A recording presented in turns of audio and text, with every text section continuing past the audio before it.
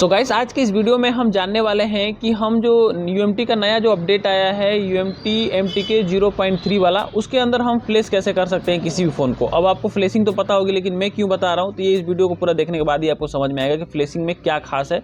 तो यहाँ पे हमारे पास एक फ़ोन है, देख सकते हैं यहाँ पे सामने Infinix Hot 10 Play, जो कि मॉडल है X688B। अब ये मॉडल आपको कहाँ मिलेगा, तो इसके लिए आपको फ़ोन को ढक्कन खोलना है और पीछे ढक्कन पे लिखा रहता है X688 X686, ऐसे जो भी मॉडल है उसको सर्च कर लीजिए और उसका फ्लैश फाइल यहाँ देखिए कैसे मैं डाउनलोड कर रहा हूँ। यहाँ पे मैं रिपेयर माई मोबाइल की साइट यूज कर रहा हूँ, क्योंकि ये सबसे बेस्ट साइट है और इसी से हमें ज़्यादातर फ्लैश फाइल को यूज करता हूँ। तो यहाँ पे हमारी फ्लैश फाइल लोड हो रही है। जब तक मैं आप लोगों से कहूँगा कि जितने भी लोग हैं इस वीडियो को देख रहे हैं उनको बहुत सारी जानकारी मिलने वाली है, तो चैनल को सब्सक्राइब अभी से कर लीजिए ताकि आपको हमेशा हमारी वीडियो मिलती रहे।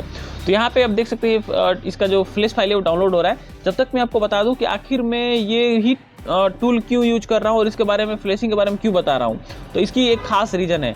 SP फ्लैश टूल से जब आप लोग फ्लैश करते हो तो वहाँ पे ऑथ बाईपास का कोई ऑप्शन नहीं रहता है। यानी कि ये जो जितने भी MediaTek CPU के फ़ोन आते हैं, ये जो फ़ोन है MediaTek CPU वाला, चाहे कोई सा भी हो, वीवो का हो, चाहे कोई सा भी फ़ोन हो जिसमें MediaTek CPU लगा है, उसके अंदर एक दिक्कत आती है। और दिक्कत ये होती है कि जब भी आप उस टूल को यूज करते हो तो उसमें ऑथ बाईपास लगा रहता है और ऑथ बाईपास की वजह से ये फ्लैश नहीं हो पाता है। तो इसके लिए हमें एक और टूल यूज करना पड़ता है जिसमें हमको ऑथ बाईपास करना पड़ता है। जैसे कि एक टूल है MCT, म्यांमार क्रिएटिव टीम, इनका एक टूल है जो कि ऑथ बाईपास के लिए इन्होंने बनाया है। तो इसको हम यूज करके पहले ऑथ बाईपास करते हैं, फिर SP फ्लैश टूल से हम इसको फ्लैश करते हैं। तो ऐसे में क्या होता है कि हमारा काम लंबा होता है और हमें दिक्कत भी बहुत ज़्यादा होती है। तो इसके लिए हम यूज करेंगे अभी UMT का जो नया अपडेट आया जिसमें कि डिसेबल ऑथ का ऑप्शन आ गया है। इससे हम किसी भी फ़ोन की सिक्योरिटी जो है, ऑथ की सिक्योरिटी जो कि MediaTek CPU वाली, उसको हम बाईपास कर लेंगे और आसानी से उसको हम फ्लैश कर सकते हैं। तो ऐसे में होगा ये कि एक ही टूल में आपको ऑथ बाईपास के लिए अलग से कोई ऑप्शन पे क्लिक नहीं करना पड़ेगा। जब आप फ्लैशिंग के लिए क्लिक करोगे तो ऑटोमेटिक आपका ऑथ भी बाईपास हो जाएगा और ये अनलॉक भी हो जाएगा, मतलब फ्लैश भी हो जाएगा। तो ये टूल हमारा लगभग UMT का है, तो थोड़ा सा कॉस्टली है। आपको जिन लोग UMT नहीं यूज करते हैं, जो लोग SP फ्लैश टूल का यूज करते हैं, तो उनको बता दो कि ये टूल हमें परचेज करनी पड़ती है। लेकिन अगर आप टूल परचेज कर लेते हो तो आपको अनलॉकिंग वगैरह में भी आसानी हो जाएगी, सहूलियत हो जाएगी। और जिनके पास है उनके लिए तो बहुत अच्छी बात है, वो लोग ये वीडियो को देख लीजिए, आपको बहुत कुछ समझ में आ जाएगा। तो यहाँ पर आप देख सकते हैं इंटरनेट की काफ़ी अच्छी स्पीड है और हमारा जो ये फ्लैश फाइल है ये डाउनलोड हो चुका है। अब ये फ्लैश फाइल हम एक्सट्रैक्ट करेंगे। एक्सट्रैक्ट करने के बाद से आपको हम दिखाएंगे कैसे हम इसका यूज करके SP फ्लैश टूल में क्या क्या दिक्कत आती है वो भी बताऊंगा, और UMT से हम कर रहे हैं तो क्या दिक्कत है वो भी बताऊंगा। एक्चुअली ये जो हमारा फ़ोन है हैंग ऑन लोगो पे है, ये फ़ोन पटक दिया गया जिसकी वजह से इसकी eMMC में थोड़ी सी दिक्कत आ गई है। तो हालांकि हमारा फ्लैशिंग तो नहीं हो पाएगा, क्योंकि हमारी जब टूल ही हमारा जब फ़ोन ही eMMC का दिक्कत है, फ्लैशिंग का दिक्कत नहीं है, तो हमारा बीच में ज़रूर फेल्ड आएगा eMMC के पास, क्योंकि eMMC इसकी जो है वो थोड़ी सी उसकी बॉलें जो कि एक दो बॉल है जो कि मिस हो चुकी हैं, जिसकी वजह से ये टूल हमारा फ़ोन हैंग ऑन लोगो पे जा रहा है। तो ऐसे में आप लोग फ्लैशिंग करने के दौरान ही आपको ये चीज़ समझ में आ जाती है कि आपका फ़ोन अगर फ्लैश कंप्लीट हो रहा है, अगर फ्लैश फाइल सही है और फिर भी आपका जो फ़ोन है ये हैंग ऑन लोगो पे रुक रहा है, तो मतलब कि आपका फ़ोन में eMMC की दिक्कत है। क्योंकि कस्टमर तो बताएगा नहीं कि मैं पटका हूँ। अगर ये बता दे तुरंत कि हाँ कस्टमर की हाँ पटक के लाया हूँ, तो हमको समझ में आ जाता है कि हाँ अगर फ्लैशिंग नहीं हो रही है तो इसका मतलब eMMC की दिक्कत होगी। लेकिन कई बार क्या है, कस्टमर बताते नहीं है, तो इसमें दिक्कत ज़्यादा आ जाती है। खासतौर पे Realme के फ़ोनों में तो फर्स्ट लोगों पे ही फ़ोन रुक जाता है, तो इससे हमको कन्फ्यूजन हो जाती है कि MI के फ़ोनों में दिक्कत नहीं है। MI के फ़ोनों में अगर फर्स्ट लोगों पे रुका है तो हमको समझ में आ गया कि इसमें eMMC की 100% दिक्कत है।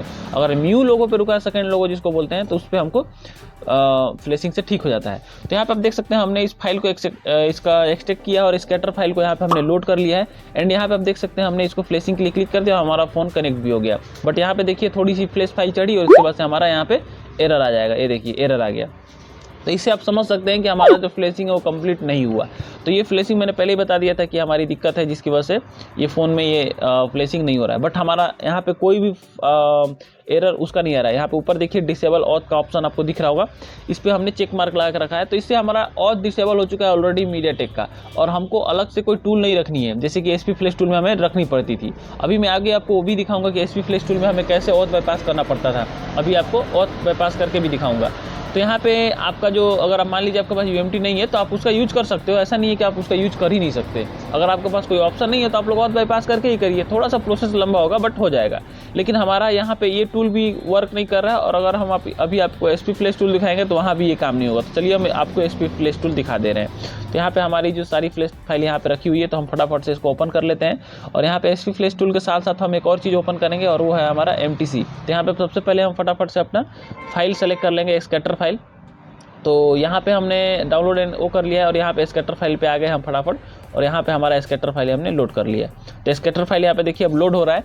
यहाँ पे लोड होते समय भी कई बार एरर आ जाता है, कुछ दिक्कत आ जाती है अगर फ्लैश फाइल सही नहीं रहता है तो यहाँ पे हमारा फ्लैश फाइल बिल्कुल सही रहेगा तो अच्छे से लोड भी हो जाएगा और फ़ोन भी अच्छे से फ्लैश होगा। तो ये देखिए हमारा फ्लैश फाइल लोड हो चुका है। अब यहाँ पे डाउनलोड पे क्लिक करके और आपको फ़ोन को फ्लैशिंग में लगा देना है।